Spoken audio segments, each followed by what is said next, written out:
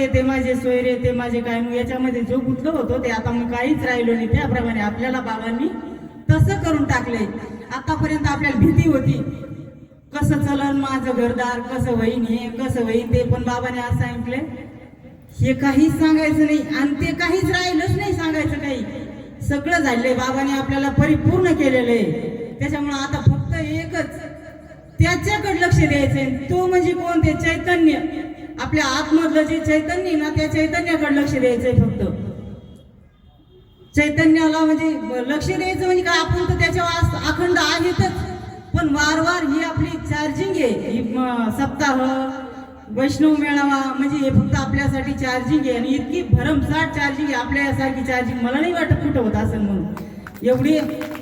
एवढा भव्य दिव्य कार्यक्रम आपल्या याच्यामध्ये असं अखंड सुरू असते. नामाच्या व्यतिरिक्त आपल्या इथं काही दुसरं बोलणंच नसतंय ना. सासू सुनाच्या गप्पा नसतात. आपलं कीर्तन बी झालं तर नामपर होणार, प्रवचन झालं तर नामपर होणार. मग त्याच्यामुळं याच्यापेक्षा अजून दुसरीकडे कुठं चार्जिंग आपल्याला काही गरजच नाही राहिलेली आता. त्याच्यामुळं कुठं गुंतायची याचा विषयच नाही. आता नाममय जग होऊन गेलेलं आहे सगळं आणि आपण नाममय झालो म्हणजे आपल्यासाठी सगळं जगच नाममय झालं. आपल्याला सगळीकडे तेच दिसू लागलं. मग कोणी या रे लहान थोर याती भलती नारी नर. मग आता सगळेच जर ते झाले तर खाली काय राहिलं? तर खाली फक्त आता एक चार्जिंग राहिली.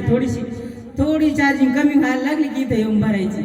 चार्जिंग कमी व्हायला लागली की इथं बाबाजवळ यायचं थोडं 2 मिनिटं इथे भरून जायचं की आपण आपल्या ह्याच्यात मोकळं. इतकं सोपं आणि सुलभ पद्धतीने आता आपण पाहतो इकडे तिकडे कार्यक्रम ना तर सगळं सांगतात पण नामाचा विषय कुठंच होत नाही. आणि इथं 8-8 दिवस कीर्तन ऐकले.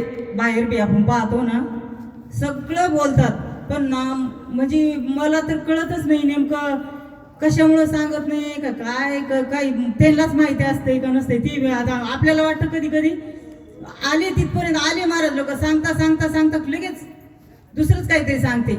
इथपर्यंत पावचा हे करा ते करा आणि लगेच ते विषय लगेच कट होऊन जातो. कशामुळे होतं ते कळतच नाही आपल्याला. कधी कधी वाटतं बरं का महाराज आता महाराज आले तिथपर्यंत आले बोलत की तुम्हाला हे करा माळ घाला असं होईन तसं होईन. मग नेमकं भक्ती करा ही भक्ती करा ते देवाला जा ते देवाला करा पण काय करा त्याचं साधन कोणीच सांगत नाही.